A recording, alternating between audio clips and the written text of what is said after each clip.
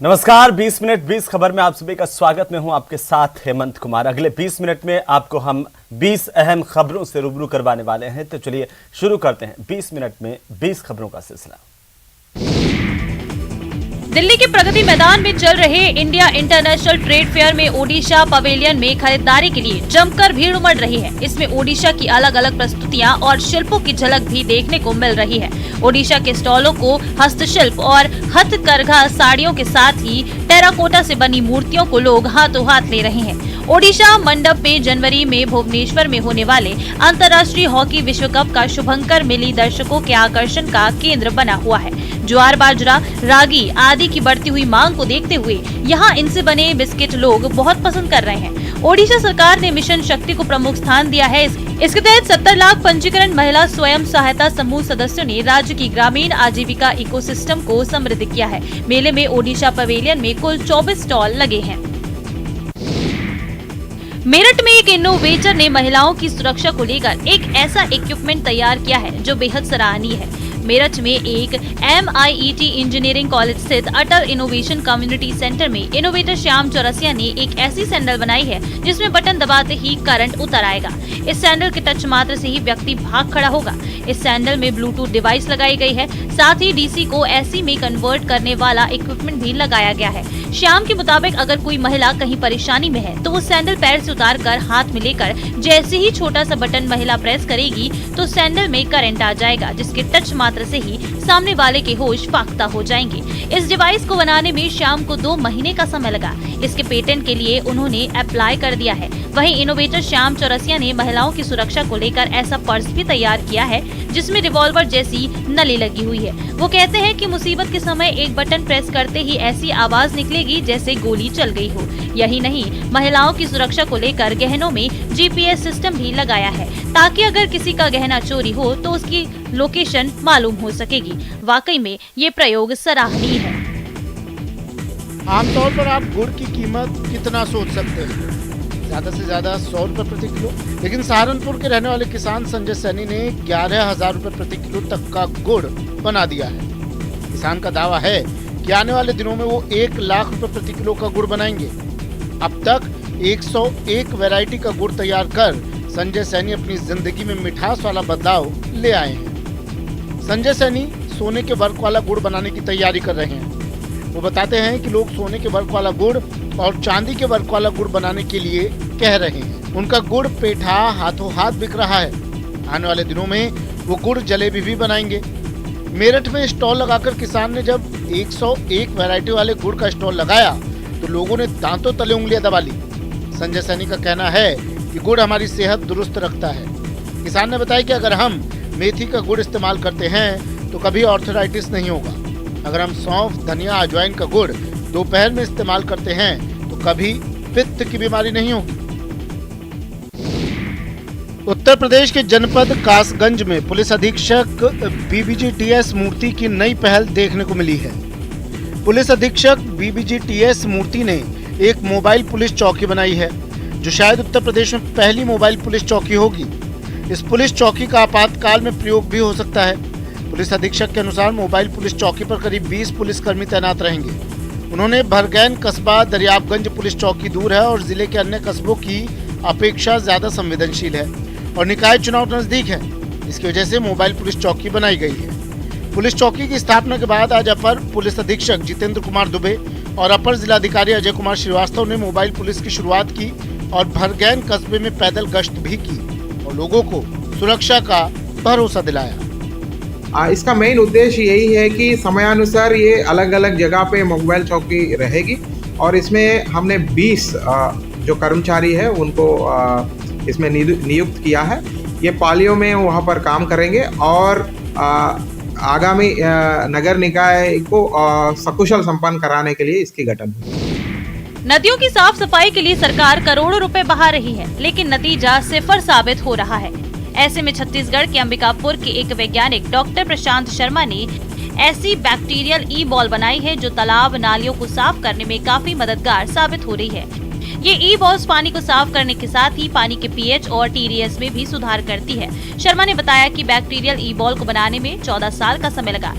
ये बॉल छोटे माइक्रोब से बनी हुई है। 40 ग्राम की इस बॉल को 14 तरह के फंगस, बैक्टीरिया और कैल्शियम कार्बोनेट को मिलाकर तैयार किया गया है। बॉल को जैसे ही तालाब, कुओं के गंदे पानी में डाला जाता है तो ये पानी की ऊपरी सतह को साफ करता है। शर्मा ने दावा किया कि पिछले कुछ सालों में से वो छत्तीसगढ़ के साथ ही बिहार और मध्य प्रदेश में इसका इस्तेमाल कर रहे हैं। उन्होंने कहा कि अगर इस बॉल का इस्तेमाल किया जाए तो लोगों को स्वच्छ जल उपलब्ध कराया जा सकता है। जो ये ई बॉल है ये माइक्रोब्स का एक कंसोर्टिया है, जिसमें लगभग 14 प्रकार के फंगस और बैक्टीरिया को हम लोगों ने कैल्शियम कार्बोनेट या भुजा चूना का पाउडर में इसको हम लोगों ने ऐसे कैरियर बना करके 30 से 40 ग्राम का एक बॉल तैयार किया है।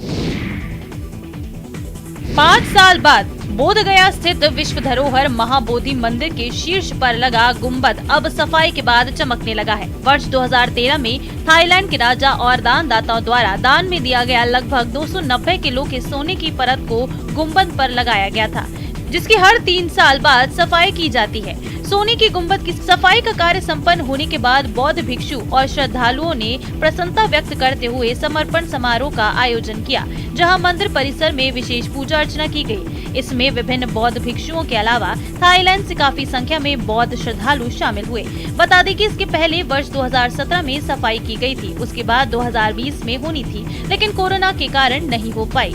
सामान्य होने के बाद थाईलैंड से 20 इंजीनियर और कारीगरों का दल बोधगया पहुंचा और गुंबद की सफाई का काम पूरा किया। कुल्लू जिला के डोबी पैराग्लाइडिंग साइट डिनोटिफाई होने से क्षेत्र के हजारों लोगों के कारोबार प्रभावित हुए हैं। ऐसे में पैराग्लाइडिंग एसोसिएशन डूबी के पदाधिकारियों ने बैठक कर सरकार से जल्द सरकारी टेक ऑफ और लैंडिंग साइट को लेकर जल्द बात करने की मांग की है। पर्यटन विभाग के द्वारा डोबी में पैराग्लाइडिंग के लिए टेक ऑफ साइट पास की थी, जहां पर राजस्व रिकॉर्ड में कुछ कमी के कारण इस साइट को डिनोटिफाई किया है, जिसके बाद क्षेत्र के 35 पैराग्लाइडिंग ऑपरेटरों के साथ 300 से अधिक पैराग्लाइडर, पायलट सहित हजारों लोगों का कारोबार ठप हो गया है। सभी पैराग्लाइडिंग ऑपरेटर और पायलटों की मांग है कि सरकारी पैराग्लाइडिंग टेक ऑफ साइट और लैंडिंग साइट को जल्द पास किया जाए, ताकि क्षेत्र के हजारों लोगों का व्यवसाय चल सके। उन्होंने कहा कि सरकार को टूरिज्म विभाग की तरफ से क्षेत्र के हजारों लोगों के व्यवसाय को देखते हुए इसे जल्द शुरू करना चाहिए। बेरोजगार बैठे हुए, कुछ काम नहीं है। अभी हम प्रशासन से यही चाहते हैं कि अभी जल्द से जल्द जो हमारी फाइल अभी गई है जो गवर्नमेंट साइट के लिए, वो जल्द से जल्द वो पास किए जाए, तो उससे जल्द हमारा रोजगार खुल जाए जल्द से जल्द। वैसा है। धमतरी या पड़ोस के बालोद, अभनपुर के इलाके में जब कोई बड़ा भवन बनता है तब ठेकेदार और सिविल इंजीनियर छत ढलाई के लिए सबसे पहले पांचों बाई से संपर्क करते हैं। इसकी वजह है पांचों बाई की लेंटर ढलाई में महारत। लेंटर ढलाई के लिए सिविल इंजीनियरिंग का ज्ञान होना जरूरी है। पांचों बाई अनपढ़ होते हुए भी इस काम में महारत रखती हैं और करीब 200 मजदूरों की टीम का नेतृत्व करती हैं। लेंटर ढलाई के दौरान खुद भी मजदूरों की तरह काम करती हैं। इसके साथ साथ पूरी टीम पर कमांड रखती हैं। इतना ही नहीं, सभी तकनीकी एंगल पर भी उसकी पूरी नजर रहती है। जहां कमी दिखती है वो तुरंत उसे ठीक करवाती हैं। पांचों बाई की टीम जो लेंटर ढालती है उसमें आज तक कोई शिकायत नहीं आई। अब सवाल ये आता है कि बिना पढ़े लिखे वो ये बारीकियां सीख कैसे गई। पांचों बाई बताती हैं कि बहुत कम उम्र में ही उसके पति की मौत हो गई। 2 बेटे और 1 बेटी के लालन पालन की भारी जिम्मेदारी सर पर आ गई। तब पांचों बाई ने राजमिस्त्रियों के साथ रोजी पर मजदूरी का काम शुरू किया। इसी दौरान वो इंजीनियरिंग का हुनर भी देख देख कर सीखती गई।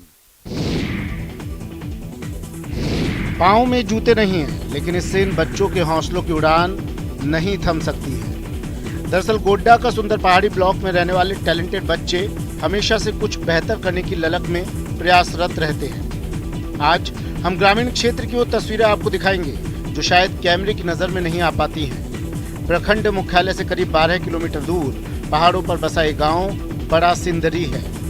आदिवासी बाहुल्य इस गांव के बच्चे जब गाय चराने खेतों में जाते हैं तो एक और गायें चरती हैं तो दूसरी ओर बच्चे फुटबॉल की प्रैक्टिस करते हैं। फुटबॉल के इस खेल की ट्रेनिंग बच्चों को कहीं नहीं मिली। वो खुद ही अभ्यास कर कुछ बेहतर करना चाहते हैं।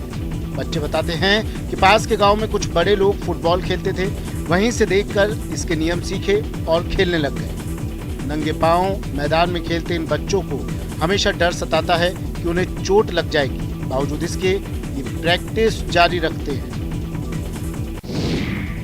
कहते हैं कि कोई काम करने के लिए यदि कोई व्यक्ति दृढ़ इच्छा शक्ति के साथ परिश्रम करे तो जरूर कुछ कर दिखाता है। बिहार के कैमूर जिले के लाल विकास कुमार ने प्लास्टिक से पेट्रोल बनाकर अपनी तरफ सबका ध्यान आकर्षित कर लिया है। जिले के नुआव प्रखंड के नुआव मिडिल स्कूल में क्लास 8वीं के छात्र विकास कुमार ने प्लास्टिक से पेट्रोल बनाकर कमाल कर दिया है। उसने बताया कि 1 किलो प्लास्टिक से लगभग 100 मिलीमीटर पेट्रोल निकाला जा सकता है। हालांकि अभी इसे हम कार या बाइक में डायरेक्ट यूज नहीं कर सकते, क्योंकि अभी इसमें प्योरिफिकेशन की जरूरत है। अभी ये ईंधन के तौर पर इस्तेमाल किया जा सकता है। आप देख सकते हैं कि विकास अपने स्कूल के टीचर और बाकी छात्रों के साथ मिलकर प्लास्टिक के पैकेट को मशीन में डाल रहा है, फिर साइंस का इस्तेमाल करते हुए मशीन से पेट्रोल निकालता दिख रहा है। विकास ने बताया कि प्लास्टिक से पेट्रोल बनाने की मशीन तैयार करने में उसे 1500 रुपए की लागत लगी। फिलहाल प्लास्टिक से पेट्रोल बनाने वाला विकास की हर तरफ चर्चा हो रही है। कहते हैं राजस्थान के रेगिस्तानी समंदर में पानी तो नहीं मिलता, मगर इस मिट्टी ने ऐसे बच्चों को जन्म दिया है जिन्होंने अपने क्षेत्र का नाम बड़े बड़े स्तर पर रोशन किया है। हम बात कर रहे हैं 5वीं कक्षा में पढ़ने वाले भीलवाड़ा के शास्त्री नगर निवासी अतिक्ष की, जिन्होंने रूबिक्स क्यूब की श्रेणी में 5 मिनट के अंदर 35 अलग अलग तरह के रूबिक क्यूब्स को हल कर लिया। सिर्फ 10 साल और 7 महीने की उम्र में ये राष्ट्रीय रिकॉर्ड बनाया है और अपना नाम इंडिया बुक ऑफ रिकॉर्ड्स में दर्ज करा लिया है। अतिक्ष ने पिछले 2 रिकॉर्ड्स तोड़कर इस मुकाम को हासिल किया। पहले रिकॉर्ड में रिकॉर्ड धारक ने 24 मिनट में 32 रूबिक क्यूब को हल किया था। अतिक्ष कांकरिया ने चमत्कारिक ढंग से 25 अक्टूबर 2022 को केवल 5 मिनट 12 सेकंड 90 मिलीसेकंड में 35 रूबिक क्यूब को हल करके इस कीर्तिमान को अपने नाम किया।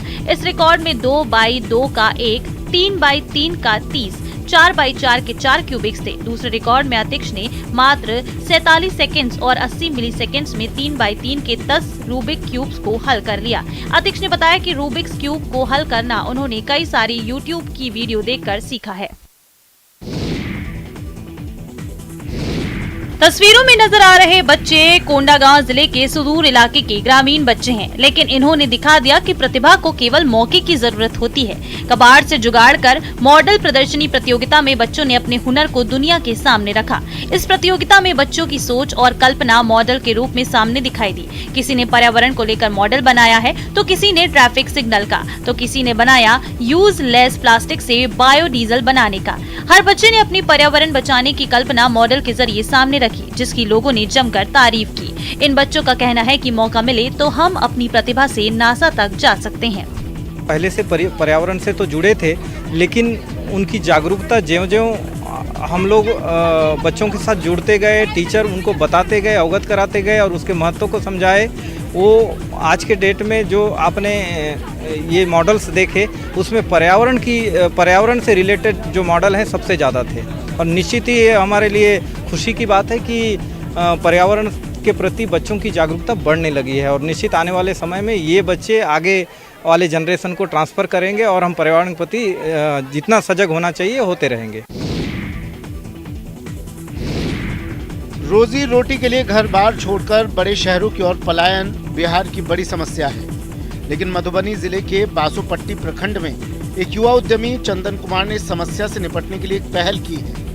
सुदूर ग्रामीण इलाके में रेडीमेड गारमेंट्स की छोटी सी यूनिट लगाकर करीब 20 युवाओं को प्रत्यक्ष और अप्रत्यक्ष रूप से अपने गांव में ही रोजगार उपलब्ध करवा रहे हैं। काफी सराहना हो रही है। यहाँ काम करने वाले लोगों का कहना है कि इस पहल से उन्हें अपने घर गांव में ही रोजगार मिल रहा है। इसके साथ ही वे अपनी खेती बाड़ी की भी देखरेख कर रहे हैं, जिससे वे आमदनी करने के साथ ही परिवार को भी समय दे पा रहे हैं। मेरा नाम चंदन कुमार पांडे हुआ। इसमें इनडायरेक्ट रूप से 10 लोग जुड़े हुए हैं और इनडायरेक्ट रूप से और प्रत्यक्ष रूप से यहाँ 20 से ऊपर लोगों को रोजगार मिला हुआ है। और हम आशा करते हैं कि निकट भविष्य में हम यहाँ से जो मजदूर कामगार बाहर जाते हैं उनको हम घर में ही रह करके घर में ही काम दें और ज़्यादा से ज़्यादा काम दे सकें कि वो बाहर वापस ना जा सकें। हिमाचल प्रदेश की राजधानी शिमला के ऐतिहासिक रिज मैदान पर इन दिनों राज्य संग्रहालय और भाषा एवं संस्कृति विभाग की ओर से विशेष प्रदर्शनी का आयोजन किया गया है। इस प्रदर्शनी में कुल्लू शॉल, चंबा रुमाल, किन्नौर शॉल और वुडन क्राफ्ट के स्टॉल लगाए गए हैं। इन सब के बीच हम बुद्धिज्म को दर्शाने वाली थांका पेंटिंग हर किसी का ध्यान अपनी तरफ खींच रही है। यहाँ एक थांका पेंटिंग का दाम 1 लाख रुपए है।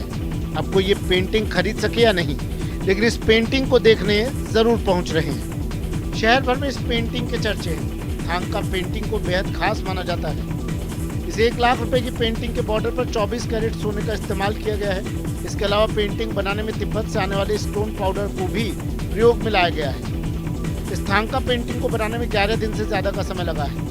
थांका पेंटिंग को बनाते वक्त बेहद बारीकी से काम किया जाता है। इस पेंटिंग में जब भगवान बुद्ध का मुंह बनाया जाता है तो पवित्रता का भी खास ध्यान रखना होता है।